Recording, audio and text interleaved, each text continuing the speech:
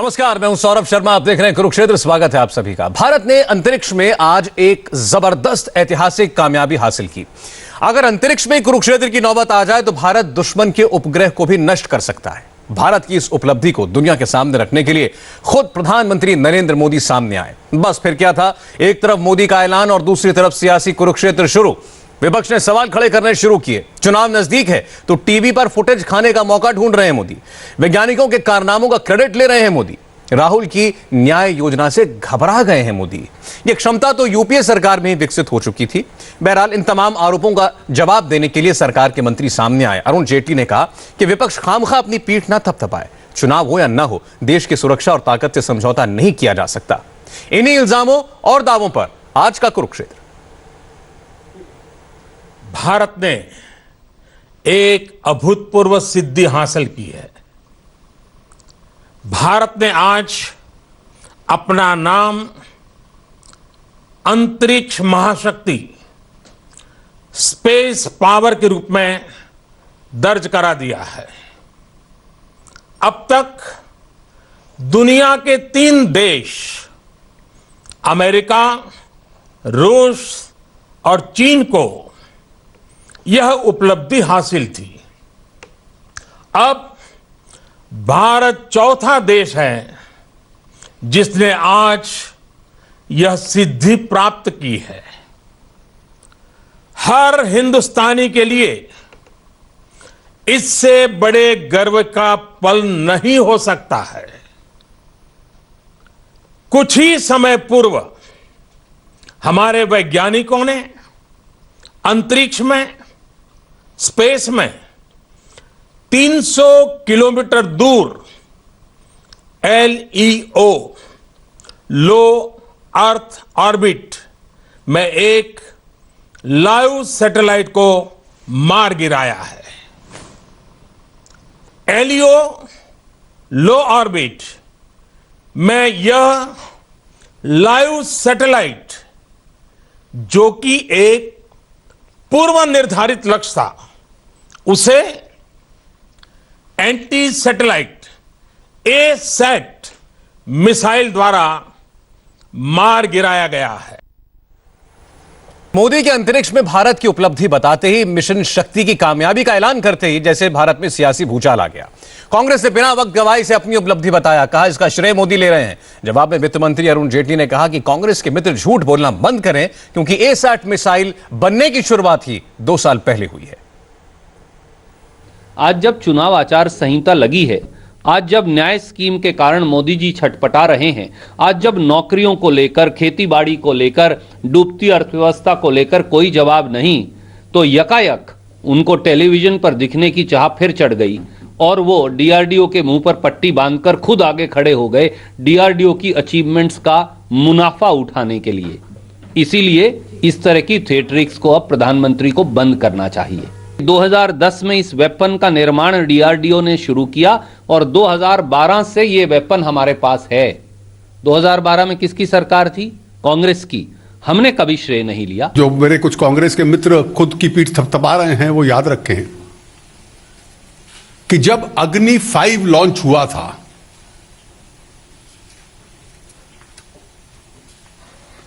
तो उसके लॉन्च की जब घोषणा हुई अप्रैल 2012 में, कि डॉक्टर VK सारस्वत ने यह कहा,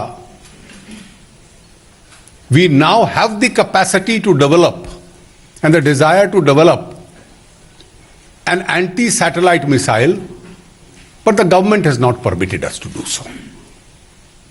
तो इसलिए जो अपनी गलत पीठ थपथपाते हैं अपने फेलियर्स के लिए, उनको याद रहे कि उनकी जो कहानी है उसके फुटप्रिंट्स बहुत लंबे हैं।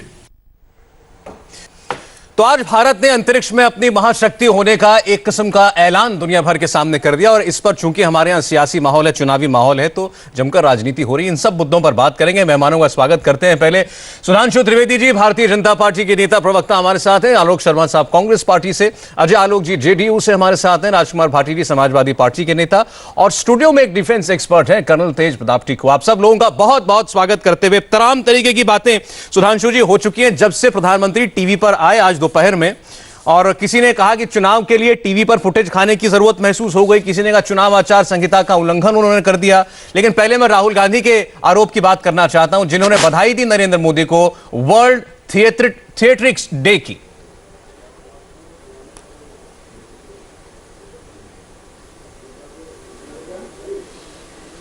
सौरभ जी, देखिए, कुछ ऐसी परिस्थितियां होती हैं जिसमें नजारे बदलते हैं, किरदार नहीं बदलते और फितरत भी नहीं बदलती। आप देख लीजिए, भारत की सुरक्षा, अस्मिता, गौरव से जुड़ा कोई भी विषय हो, ये किरदार इसी भूमिका में रहते हैं। जब सर्जिकल स्ट्राइक हुई थी तब भी यही कांग्रेस का रवैया था, ये सबूत लाओ, वो साबित करो, वगैरह वगैरह। एयर स्ट्राइक हुई तो भी यही रवैया था। आज इतनी बड़ी अंतरिक्ष की उपलब्धि हुई है तो फिर वही रवैया है। तो बहुत साफ समझ में आता है कि किसको परेशानी हो रही है और किसको कौन थिएट्रिक्स कर रहा है। अब रही बात इसकी कि अगर उनको इस बात पे आपत्ति है कि प्रधानमंत्री जी ने ये क्यों किया, तो मैं बताना चाहता हूं, इससे पहले भारत ने जब जब बड़ी उपलब्धियां अंतरिक्ष के क्षेत्र में या रक्षा के क्षेत्र में पाई हैं, हमेशा प्रधानमंत्री ने घोषणा की है। 75 में आर्यभट्ट पहला उपग्रह गया था, इंदिरा जी ने घोषणा की थी। उस जमाने की तो हमें याद नहीं है, मगर हमें याद है, हम स्कूल में थे। 1984 पहली बार जब अंतरिक्ष में राकेश शर्मा गए थे, रूस के अंतरिक्ष केंद्र से रूस के मिसाइल, उसमें रूस के सैटेलाइट में बैठ के, बेकानूर से गए थे सोयूज 211 में बैठ के, इंदिरा जी ने आकर घोषणा की थी। जब अग्नि का प्रक्षेपण हुआ 1989 में, स्वर्गीय राजीव गांधी जी ने किया था। परमाणु विस्फोट हुआ 98 में, अटल जी ने किया था। आज इतनी बड़ी उपलब्धि तो मोदी जी ने किया। इसमें समस्या क्या है? समस्या तो उनको है जिनको हर उपलब्धि में एक समस्या नजर आती है, चुनाव हो अथवा न चुनाव हो। ठीक है, 98 का परमाणु विस्फोट हुआ था, कोई चुनाव नहीं था, तो सरकार बनने के 2 महीने के अंदर हुआ था। तब आपत्ति की थी कि साहब जरूरत क्या थी। इसलिए ये इनकी फितरत में शामिल है। मैंने कहा किरदार नहीं बदलते, फितरत नहीं बदलती, नजारे आते हैं। चलिए ठीक है, ये पहला आरोप था विपक्ष का कि प्रधानमंत्री ने प्रेस कॉन्फ्रेंस, माफ कीजिएगा, ऐसा बोलते हैं। प्रधानमंत्री ने देश के सामने आकर ऐलान क्यों किया, डीआरडीओ के वैज्ञानिकों को आकर बैठाते, उसका जवाब आपने दिया है। अब जितने उदाहरण अभी आपने कोट किए, इस पर आलोक शर्मा आपको क्या कहना है? यह जवाब है इस बात का, क्यों प्रधानमंत्री ने इसका ऐलान किया? देखिए, मैं समझता हूं कि 1984 का सुधांशु भाई ने जिक्र किया।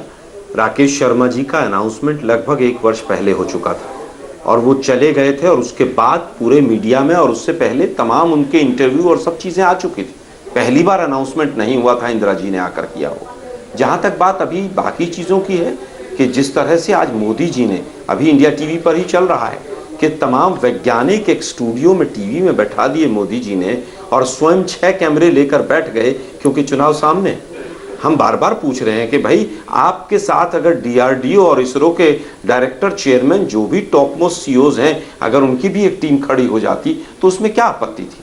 हमें केवल इस बात की दिक्कत है कि मोदी जी के बाद जो तमाम प्रेस कॉन्फ्रेंसेस हुई, आप अरुण जेटली साहब की स्टेटमेंट सुनिए। ये उनकी स्टेटमेंट है, आपकी मेहनत रंग लाई। इसका मतलब मोदी जी ने ही शायद अहमदाबाद में बनाया होगा और वहीं से अहमदाबाद में ट्रेन में रख कर लेकर आए होंगे।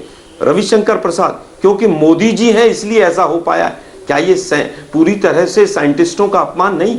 क्या मोदी जी नहीं होते तो साइंटिस्टों ने नहीं किया? 2012 के अंदर इसरो 100 मिशन अपने कंप्लीट कर चुका था। क्या मोदी जी थे उस समय पर?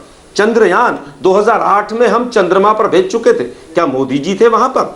मंगलयान 2013 में लॉन्च हुआ, मोदी जी की सरकार आने के बाद वो लैंड हुआ। क्या मोदी जी ने भेजा था वो?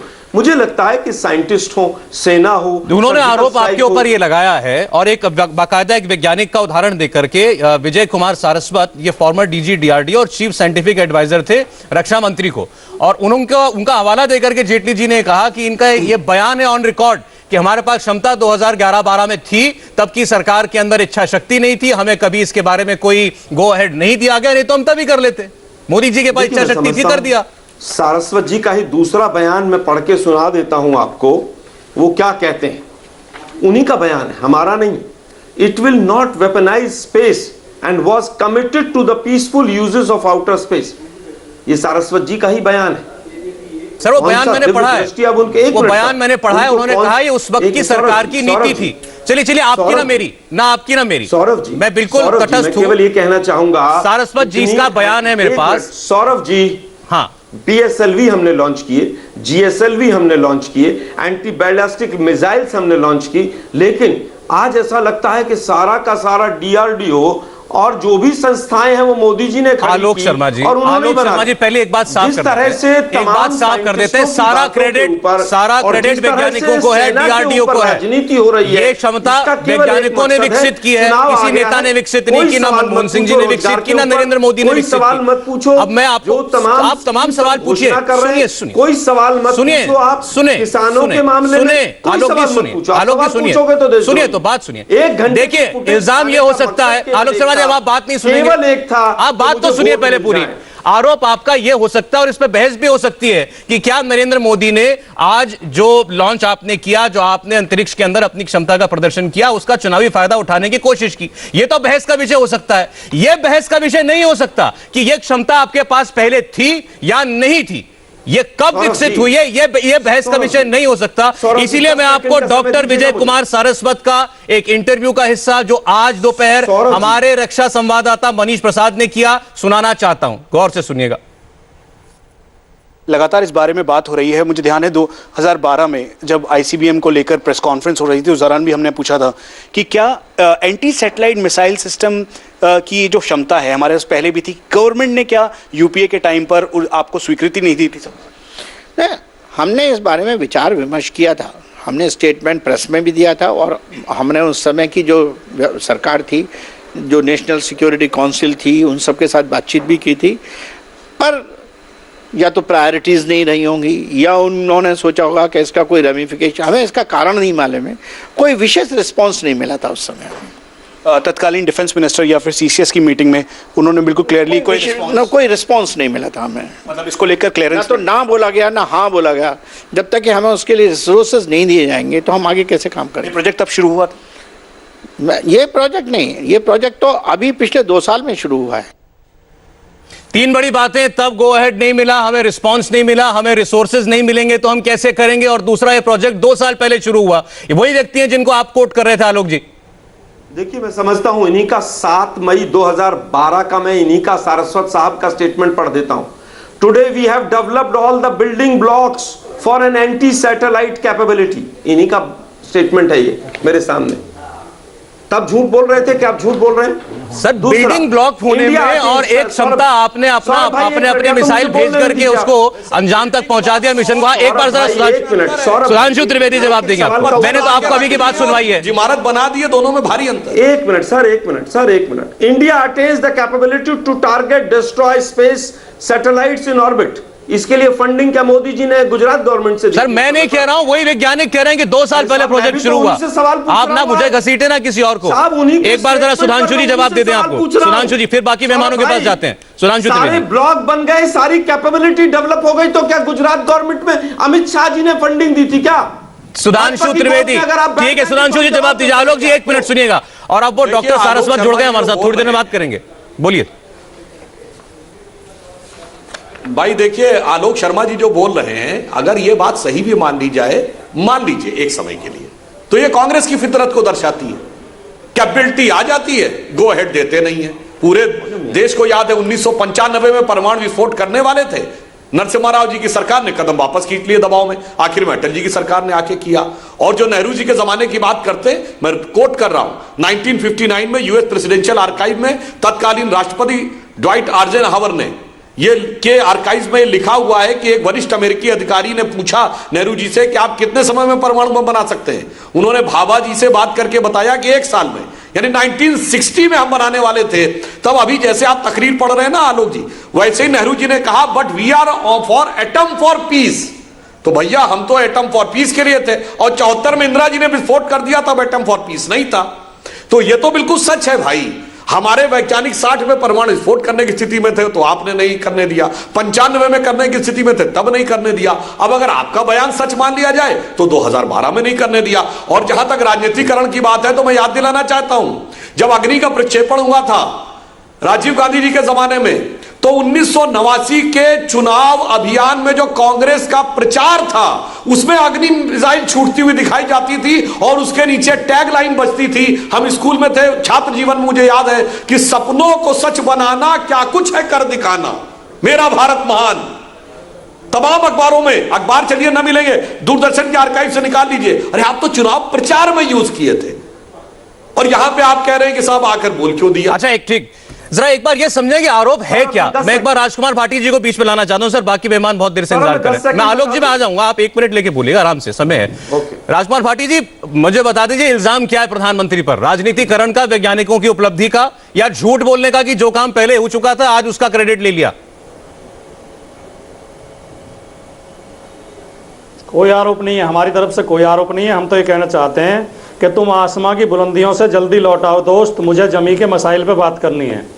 ये जो डीआरडीओ की उपलब्धि है, इसके लिए डीआरडीओ की समस्त टीम को, समस्त वैज्ञानिकों को, उनके समस्त स्टाफ को बहुत बहुत बधाई, शुभकामनाएं। इस देश की पूरी जनता को बहुत बहुत शुभकामनाएं। और 1900 भी सरकारें नहीं हैं जिसमें मोदी जी भी शामिल हैं, उन सब सरकारों को बहुत बहुत बधाई, बहुत बहुत धन्यवाद उनका कि उन्होंने डीआरडीओ को धीरे धीरे विकसित करके इस लेवल तक पहुंचाया। अब अगर आरोप प्रत्यारोप में जाएं तो 2018 में जो संसदीय समिति है रक्षा मामलों की, उसकी रिपोर्ट कहती है कि डीआरडीओ लगातार शिकायत कर रहे हैं कि उन्हें जो जितना बजट मिलना चाहिए उन्हें बजट नहीं अलॉट किया जा रहा है। 2017 में उदाहरण के तौर पर मैं बता दूं, 18,782 करोड़ रुपए की उन्होंने मांग रखी थी और उन्हें केवल 13,593 करोड़ रुपए दिए गए।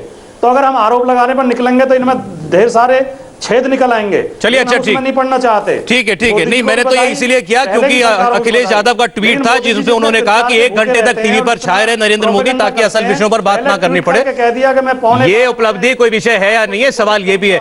हमारे साथ अब डॉक्टर विजय कुमार सारस्वत खुद जुड़ चुके हैं, former DG DRDO, chief scientific adviser रहे हैं रक्षा मंत्री को। सर, बहुत बहुत स्वागत है आपका। आप सुन नहीं पा रहे थे लेकिन आपके बयान पर अभी काफी बात हुई थी यहां पर। पहला विषय मैं ये आपसे समझना चाहता हूं, सब लोग सुन लें और इस पर आज अगर किसी के मन में कोई सवाल है तो वो दूर हो जाए। जो काम आज डीआरडीओ ने किया, एक मिसाइल छोड़कर अंतरिक्ष में एक सैटेलाइट को ध्वस्त करने की अपनी क्षमता का प्रदर्शन किया, क्या यह बहुत बड़ी बात है या नहीं? और यह काम क्या 2011-12 में भी हो सकता था? हाँ भैया, मेरे हिसाब से टेक्नोलॉजिकली ये एक बहुत बड़ा अचीवमेंट है और इस टेस्ट के द्वारा हम विश्व के चौथे नेशन हो गए हैं जिसने ये कैपेबिलिटी हासिल की है। डीआरडीओ के साइंटिस्ट और हमारी गवर्नमेंट को मैं बधाई देना चाहता हूँ जिन्होंने इस तरह को कार्य करने के लिए डीआरडीओ साइंटिस्ट को परमिशन दी और उसको आगे बढ़ाया। लेकिन मैं आपको किसी पॉलिटिकल डिबेट में नहीं घसीट रहा हूं क्योंकि बात हो रही है। विपक्ष कह रहा है क्रेडिट सारा साइंटिस्ट को, इसमें गवर्नमेंट का क्या क्रेडिट है? देखिए, आपने अभी थोड़ी देर पहला था, क्या ये हम 2011-12 में कर सकते थे? अगर आप मेरे स्टेटमेंट्स जो मैंने 2012-13 में दिए थे, अगर आपने उनके ऊपर गौर किया हो तो उसमें मैंने ये कहा था कि डीआरडीओ के पास क्षमता है एंटी सैटेलाइट टेक्नोलॉजीज़ को डिमॉन्स्ट्रेट करने की, और ये क्षमता की बात हमने उस समय की सरकार और उस समय के जितने लोग थे सिक्योरिटी के, उन सब से भी बात की थी। परंतु हमें इसके बारे में कोई ख़ास रिस्पॉन्स नहीं मिला। अगर हमें उस समय रिस्पॉन्स मिल जाता तो शायद ये कार्यक्रम 2014-15 में हो जाता। ये तो पहली बात है। दूसरी बात ये है कि जो बिल्डिंग ब्लॉक्स उस समय थे उसमें कुछ इम्प्रूवमेंट्स करना था क्योंकि हमें सैटेलाइट को एंगेज करना था, और जब 2012 में हमने केवल मिसाइल एंगेजमेंट का काम किया था। तो ये कार्यक्रम उस समय इसलिए नहीं हुआ क्योंकि हमें परमिशंस नहीं मिली, रिसोर्सेज नहीं मिले। और आज जब आज की सरकार ने, प्रधानमंत्री मोदी जी ने, मे बी कब उन्होंने ये निर्णय लिया ये मुझे नहीं मालूम, पर हो सकता है कि आज से 2 साल पहले उन्होंने निर्णय लिया होगा और DRDO के साइंटिस्ट को प्रोत्साहित किया हुआ कि आप इस तरह का काम करें, तो ये काम सफल हुआ। ठीक, तो इसमें अगर श्रेय मिलना चाहिए तो वो मिलना चाहिए उस पर्सनालिटी को जिसने कि ये डिसीजन लिया कि इस तरह का कार्य होना चाहिए और देश की क्षमता को आगे बढ़ाना चाहिए। बाकी काम तो साइंटिस्ट ने किया ही। चलिए, अब आपने तो सब कुछ आपने सभी कुछ कह दिया। मोदी जी को, जिन्होंने ये कार्यक्रम को आगे बढ़ाया, और दूसरा श्रेय जाता है साइंटिस्ट को जिन्होंने इस तरह की कॉम्प्लेक्स टेक्नोलॉजी को डेवलप किया। ठीक है सर, और उसको डॉक्टर साहब, अभी आपके एक इंटरव्यू को कोट किया जा रहा था आलोक शर्मा जी के द्वारा। मैं अब उनके पास जाना चाहता हूं एक बार फिर। अजय आलोक साहब और कर्नल साहब बहुत देर से इंतजार कर रहे हैं, मुझे 2-4 मिनट और दीजिएगा, मैं आता हूं, माफी चाहता हूं, बहुत देर से वेट कर रहे हैं आप लोग। आलोक शर्मा जी, इन्हीं को आप कोट कर रहे थे, अभी आपके सामने बैठे हैं, आप कह सकते हैं इनसे कुछ, इनकी बात आपने सुन ली। देखिए, मैं समझता हूं मेरे पास इनके जो बयान है वो राइटिंग के फॉर्म में है, और तमाम जो मीडिया हाउसेज हैं उसमें सारस्वत जी आज क्यों अपने बयान इस तरह के दे रहे हैं, इनको पता भी नहीं है कि 2 साल पहले निर्णय हुआ है, और ये कह भी रहे हैं कि 2 साल पहले निर्णय हुआ है। इनके पुराने बयानों में और आज के बयानों में कंट्राडिक्शन है। इन्हीं का बयान है, it will not weaponise space and was committed to the peaceful uses of outer space. इन्हीं का बयान है कि हमें और मॉडर्नाइजेशन करने की जरूरत थी। इन्हीं का बयान है अभी 2 मिनट पहले आपके टीवी पर कि ना हमें हाँ कहा गया ना कहा गया। जब आपको मॉडर्नाइजेशन करने की आवश्यकता थी सारस्वत साहब, मैं बड़ा सम्मान करता हूं आपका, तो आप कैसे कह सकते हैं कि सरकार ने आपको रोक दिया? जब ब्लॉक्स डेवलप हो गए थे, और आप ही की स्टेटमेंट है, India attains the capability to target destroy space satellites in orbit, ये आप ही की स्टेटमेंट, हमारी नहीं। ठीक है, एक मिनट मौका दें उनको। दोनों स्टेटमेंट्स कॉन्ट्राडिक्टरी हैं। जवाब देने, आपकी स्टेटमेंट्स कॉन्ट्राडिक्टरी हैं, ये आरोप है डॉक्टर साहब। ये देखिए, समझ की बात है, इनको समझ में नहीं आता है तो मैं क्या करूं? इनकी समझ में कुछ कमी है, इसके लिए मैं कुछ नहीं कर सकता। मैं ये बात बताना चाहता हूं, भाजपा की झोली में जाकर बैठ जाए तो हमारी समझ पर आप सवाल मत उठाइए। मैं आपके स्टेटमेंट पढ़ रहा हूं, मैं अपने स्टेटमेंट नहीं पढ़ रहा हूं। आलोक शर्मा जी, जो आपकी बात ना माने वो भाजपा की गोदी में नहीं बैठा होता। आपका सम्मान करता हूं। कोई भी आदमी जो आपकी बात से इत्तेफाक ना रखे वो किसी की गोदी में नहीं बैठा है। भाजपा की झोली में बैठ गए। फालतू के लोगों से मुझे डिबेट कैसे कह सकते हैं आप इस बात को? कैसे कह सकते हैं आप इस बात को? पढ़ रहा हूं भाई। ये व्यक्ति आपकी, एक सेकंड, कोई स्टेटमेंट नहीं पढ़ा, नहीं, इनको समझ ही नहीं आ रहा। ये प्रवक्ता तो भाजपा के प्रवक्ता इस तरह की बात करते हैं। आलोक शर्मा जी, जिस व्यक्ति से आप बात कर रहे हैं ना, एक सेकंड, आप जिस व्यक्ति से आप बात कर रहे हैं, आपकी सरकार में, मनमोहन सिंह की सरकार में रक्षा मंत्री के सलाहकार थे। आपकी सरकार में रक्षा मंत्री के सलाहकार थे जिनकी बात आप कर रहे हैं, और आज आप कह रहे हैं कि बीजेपी की गोदी में जाकर के बैठ गए। बहुत से फौजी गवर्नर बन गए, बने कि नहीं बने? जो आदमी आपकी बात ना माने वो किसी की, वो बीजेपी का हो गया। मैंने अपनी कोई स्टेटमेंट नहीं दी, मैंने आपकी स्टेटमेंट पढ़ी है सारी। अरे हद होती है भैया, अगर वो कॉन्ट्राडिक्टरी है तो आप बताएं, मैं कहां तक जाओगे आरोप लगाने में? आपकी समझ नहीं है, आप ये नहीं है तो साहब आप भाजपा की झोली में बैठिए, हम ना समझें। आज अजय आलोक, अब वो मेरे ख्याल से आपकी बात से मेरे ख्याल से उनको बहुत नाराजगी हुई है, वो तो डॉक्टर साहब शायद चले गए होते तो मैं आपकी बात और करा देता हूं। कड़वा होता है। अरे सर, अरे सर, सारा सच आपके पास है। चलिए ठीक है, अजय आलोक जी 20 मिनट से सुना आपने सब। सुधांशु जी और आलोक जी, मैं चाहता हूं अजय आलोक जी को मौका मिले। 1 मिनट। अजय आलोक, आपने सारी बातें सुनी है, आपके सामने वो व्यक्ति भी आ गए जिनको कोर्ट किया गया था। वो व्यक्ति DRDO के बड़े वरिष्ठ अधिकारी थे। जो उन्होंने अभी कहा, जो आलोक जी ने कहा, दोनों बातें आपने सुन ली है। क्या आपका निष्कर्ष है अजय आलोक? नहीं, सही कहा कांग्रेस के आलोक जी ने, सही कहा, सच कड़वा होता है, इसलिए सच सुनते ही बिफर पड़े। भाई 2012 में जब हम तैयार हो चुके थे तो आपको किसने मना किया था कि इसको आप 2014-15 तक लॉन्च नहीं करवाइए? हमने तो मना नहीं किया। 5 साल की सरकार रही। अब 1 मिनट आप सुनिए, बीच में मत बोलिए। आलोक जी सुनिएगा, प्रधानमंत्री मोदी ने इस मिशन का नाम DRDO ने मिशन शक्ति रखा, तो वो मिशन शक्ति इसलिए रखा चल रहे थे क्या? क्योंकि हमारे वैज्ञानिकों को शक्ति दी गई कि खुलकर अपना काम कर सके, उनके काम में कोई अवरोधक ना हो। शक्ति नहीं दी गई, एक मजबूत राजनीतिक इच्छा शक्ति थी इस काम को करने की, इसीलिए आज ये लॉन्चिंग हुई है। और ये विधवा विलाप करना कांग्रेस बंद करे। आप लोग को शर्म नहीं आती है? लग गए शक्ति देने में। अगर देश आज उल्लास मना रहा है, हर्ष मना रहा है, और कांग्रेसी ड्रामाबाजी कर रहे हैं। आप इवेंट मैनेजमेंट, राहुल गांधी कहते हैं कि थिएटर का मंच है। शर्म आती है या नहीं आप लोग को? एक पोखरण से दूसरा पोखरण करने में 24 वर्ष लग गए। पूछ रहे थे एक पोखरण से दूसरे पोखरण में 24 वर्ष लगा दिया आप लोगों ने, वो भी आप नहीं कर पाए, वाजपेयी जी ने किया। और आज इतनी बड़ी उपलब्धि देश के नाम पर है कि हम विश्व के 4 देशों में शामिल हो गए हैं, तो उसमें आपको मिर्ची लग रही है? आप लोगों की मोदी विरोध करते करते देश विरोध करने लगे हैं आप लोग। कुछ कुछ बातें होती हैं जिसको राजनीति से परे रखना चाहिए, लेकिन ये पता नहीं कांग्रेसियों को समझ में नहीं आना बंद कर दिया है। अरे भाई, पुलवामा हमला हुआ, 6 दिन के बाद प्रेस कॉन्फ्रेंस करने बैठ गए, तमाम एयर स्ट्राइक हुआ, सबूत मांगने लगे, 350 लाश दिखाओ, कैसे मारे 300? दुर्भाग्यपूर्ण। सर्जिकल स्ट्राइक हुई, उस पर सवाल। सर्जिकल स्ट्राइक इसलिए हो गई कि आरएसएस लॉन्च की करके, एंटी सैटेलाइट मिसाइल लॉन्च करके भारत विश्व के 4 राष्ट्रों में आ गया, इसका गर्व की अनुभूति नहीं है आपको? सवाल उठा रहे हैं। केवल ये बता 2012 में जब हम तैयार थे तो क्यों नहीं किया? यही बात वो सर्जिकल स्ट्राइक कह रहे थे, हो गई कि भाजपा का एजेंट बता दिया। जो आपकी बात नहीं मानेगा वो भाजपा का एजेंट हो जाएगा।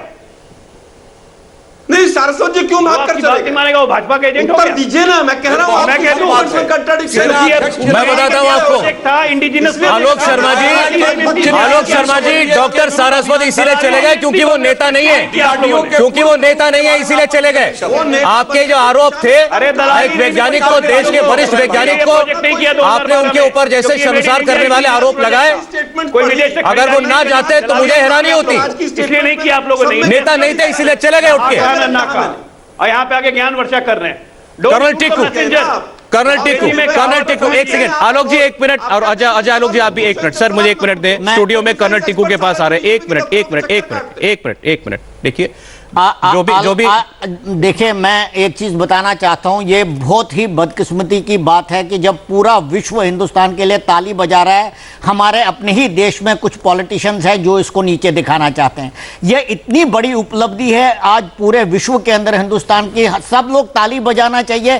प्राइम मिनिस्टर ने अनाउंस किया या किसी और ने अनाउंस किया, ये मुद्दा है कि मुद्दा ये है कि इंडिया ने आज कितनी बड़ी उपलब्धि करी। पहली बात मैं आपको यह बताना चाहता हूं, तो आपने देश को आप मत नीचे गिराइए। दूसरा मैं ये कहना चाहता हूं, मैं आलोक शर्मा जी, सुनो मेरी बात, just listen to me, don't intervene, do not intervene, मत बीच में मत आओ, don't intervene, do not intervene when I am talking, don't intervene when I am talking. Alok ji, बाकियों को भी सुनिए, डोंट इंटरवीन, सुनिए बाकियों को भी। मैंने नहीं, I did not intervene when you were talking. बहुत से डिफेंस मैं आपको बीजेपी के मेंबरशिप नंबर जानता हूं, कीप क्वाइट, लाइए मत, keep quiet, don't intervene when I am talking. Alok Sharma ji, Alok Sharma ji, 1 minute, Karan साहब, आप जब मैं बोलता हूं, मैंने नहीं आप बोला जब आप बात कर रहे हैं, मेरी बात सुनो। देखिए 1955 में होमी भाभा ने नेहरू को बोला हमारे पास कैपेबिलिटी है न्यूक्लियर बॉम्ब बनाने की। नेहरू ने मना किया, बोला नहीं, हम एक पीसफुल देश है। और सुनो, अरे सुनो मेरी बात, सुनो मेरी बात, सुनो मेरी बात, PL-480 लगा हुआ था। अरे सुनो मेरी बात भैया, के बाद अरे सुनो, 20 लाख शरणार्थी आलोक जी, कर्नल साहब, आप 1 मिनट खामोश, मैं डील कर रहा हूं, 1 मिनट। कर्नल आलोक जी, आप या तो आप मेरी बात सुनेंगे पहले। 1 मिनट, आलोक जी, आप करण साहब ना बोले, 1 मिनट। आलोक जी, क्या आपको बोलने का मौका नहीं मिल रहा? क्या मैं आपको समय नहीं दे रहा हूं बोलने का? नहीं सौरभ, नहीं, ये कोई तरीका नहीं है, ये कोई तरीका नहीं है, बैठता है केवल, ये कोई तरीका नहीं है। नहीं, तमाम कांग्रेस को कोसने के लिए आपको सुनना पड़ेगा। आप अगर आप बीजेपी को कोसते हैं तो ये सुधांशु त्रिवेदी बैठे हैं, चुप रहेंगे। आपको जेडीयू को कुछ कहना है, अजय आलोक चुप रहेंगे, अपनी बारी में बोलेंगे। इसलिए जब आपकी बारी आए आप बोलिए, प्लीज बोलिए जब आपकी बारी आए।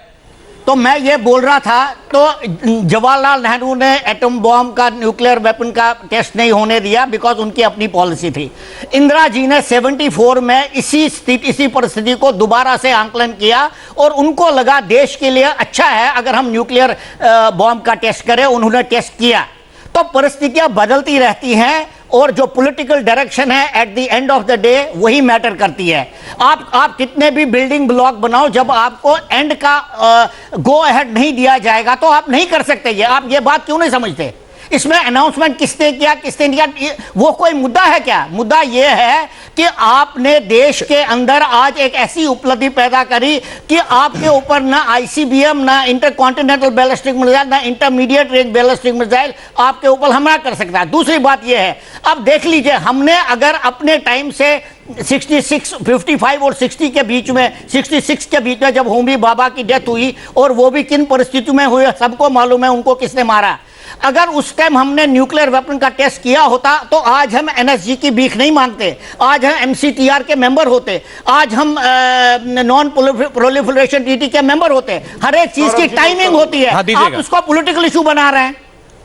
दीजिए जवाब दीजिए, फिर मेरे पास सवाल है सुधांशु जी के लिए। मुझे लगता है 1945 में एटम बम का जितना बुरा हाल था जापान ने देखा था, परमानेंट सीट हमारे पास होती वर्ल्ड वॉर में।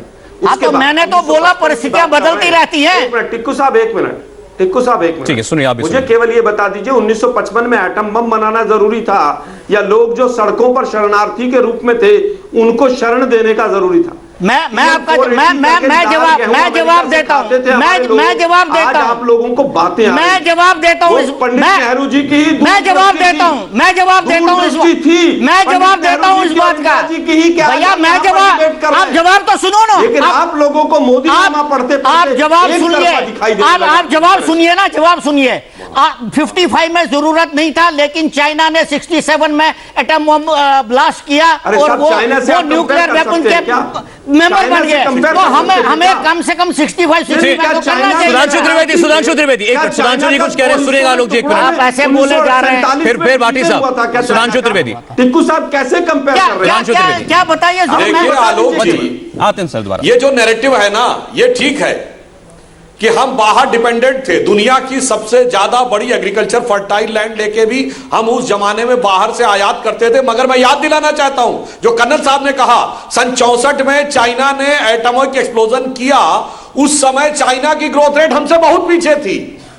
और आपको पता है चाइना ने हमको कब ओवरटेक किया है? 1973 में, इंदिरा जी के जमाने में। 1973 तक चीन हमसे पीछे चल रहा था, वहां हमसे ज्यादा खाने के लाले थे, एग्रीकल्चर लैंड उसके बाद हमसे कम थी। फिर भी सुरक्षा जरूरी होती है। आप नेहरू जी के जमाने में बात कर रहे हैं, आखिर क्या हुआ था जब चीन ने अटैक किया तो सब धरा रह गया था ना। चलिए अच्छा छोड़े, एक मिनट, ये इतिहास की बात है, इतिहास की बात छोड़िए। सुधांशु त्रिवेदी जी, मेरा एक सवाल है आपसे। चीन के बाद सवाल ये है, सुरक्षा पहली चीज होती है, ठीक है सुधांशु जी, लेकिन सवाल ये है, उसके बाद आती है। सवाल ये है, ये प्रोजेक्ट कभी से भी चल रहा हो, 2 साल से 3 साल से, जब से भी चल रहा हो। डॉक्टर सारस्वत ने कहा, उनका पहले बयान था कि 2 साल से चल रहा है, अभी उन्होंने प्रोग्राम में कहा कि हो सकता है 2 साल से चल रहा हो। ठीक है, आपने टेस्ट किया, मैं आपके मतलब वैज्ञानिकों ने टेस्ट किया, सरकार के कहने पर किया होगा। जब लोकसभा चुनाव के पहले फेज का मतदान 15 दिन दूर है, 15 दिन बाद वोट पड़ने हैं, तब इतनी बड़ी घटना होती है। और उसके बाद प्रधानमंत्री ऐलान करते हैं कि मैं टीवी पर आने वाला हूं, ट्विटर पर। 45 मिनट तक इंतजार सब लोग करते रहते हैं, कौन सी बड़ी घोषणा होगी। इसीलिए आरोप लग रहा है टाइमिंग को लेकर के, अभी ही टेस्ट और प्रधानमंत्री का खुद आकर के ऐलान करना।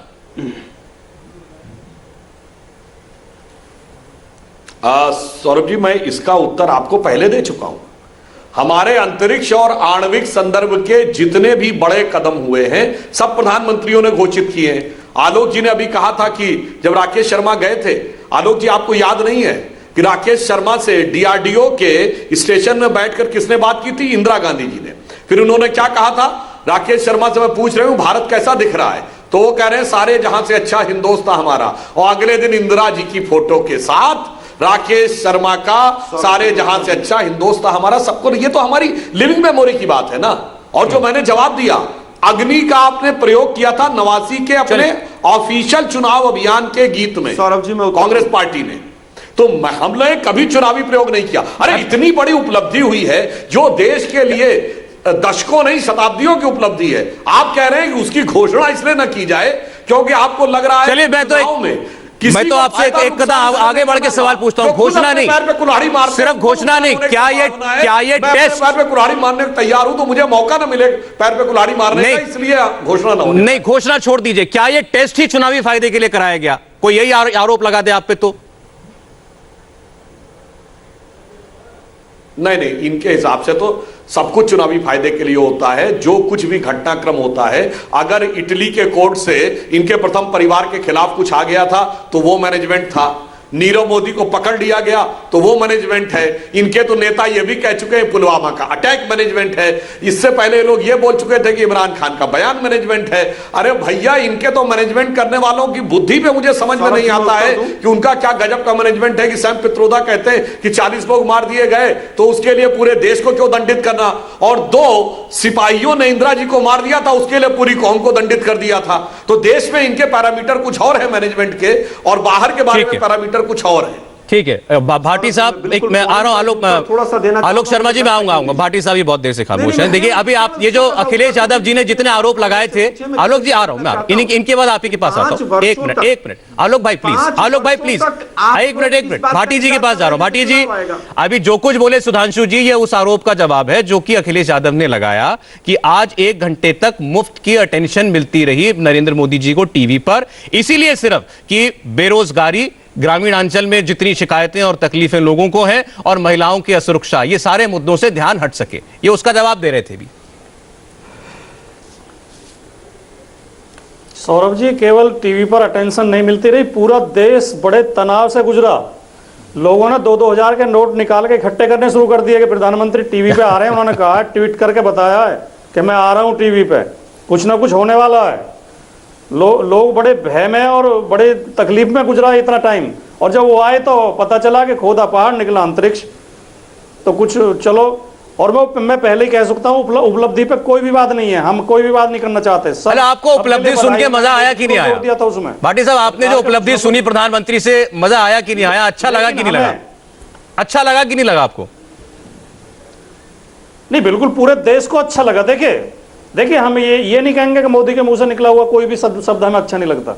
उन्होंने देश की उपलब्धि बताई, सबको अच्छा लगा, हमें भी अच्छा लगा। लेकिन हमारी आपत्ति क्या है? हमारी आपत्ति यह है कि बारिश अच्छी हो गई।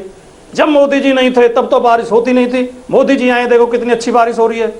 तेज धूप निकल गई, देखो ये मोदी जी का तेज है, कितनी तेज धूप निकल रही है देश में। हर चीज मोदी जी की वजह से। और चुनाव का लाभ लेने के लिए आचार संहिता लगी हुई है, सरकार इस तरह की घोषणाएं कर भी नहीं सकती। प्रधानमंत्री को टीवी पर नहीं आना चाहिए था, किसी डीआरडीओ के अधिकारी से घोषणा करानी चाहिए थी।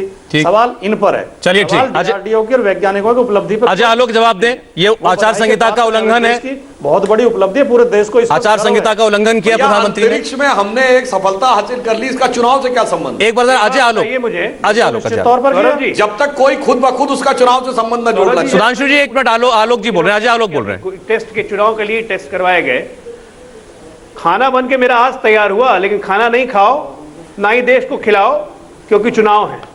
अजीब लॉजिक है साहब। हर चीज को देश में चुनाव ही जोड़ के देखेंगे क्या?